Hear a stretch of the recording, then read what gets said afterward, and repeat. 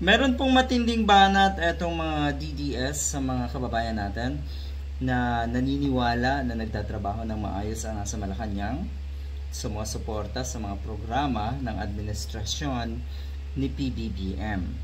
Bakit daw kasi hanggang sa ngayon nangangalahati na daw ang termino na itong si PBBM nga, pero ang pinag-uusapan daw pa rin ng mga kababayan natin ay si Duterte, ay si Digong. Yan po kasi ang gusto nyo. Yan din po kasi ang dapat.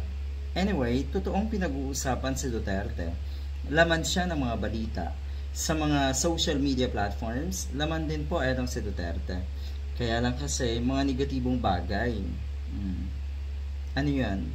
Babaliwalain lang ng mga kababayan natin yung ginawa ni Duterte, hindi na siya haharap sa hustisya.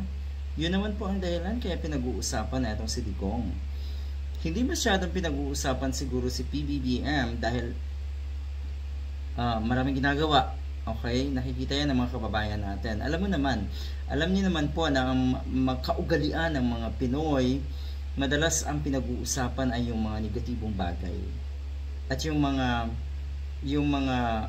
kababayan natin, yung mga nasa gobyerno halimbawa, yung mga politiko na nagtatrabaho ng maayos, hindi na kailangan pag-usapan yan.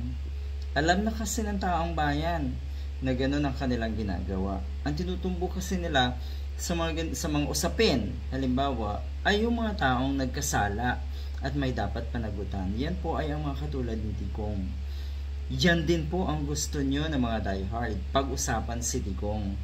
Kaya lang kasi nasasapawan ng mga negatibong balita yung gusto nyong mga propaganda naman tungkol sa mga Duterte. Diyan po kayo talo. 'Di ba? Sana naman si PBBM na daw ang pag-usapan ng taong bayan, hindi si Digong. Matatapos na lang daw ang termino noong isa o ni PBBM, pero ang balita pa rin daw ang pinag-uusapan ng mga kababayan natin sa social media, lalo ay etong si Duterte, etong si Digong.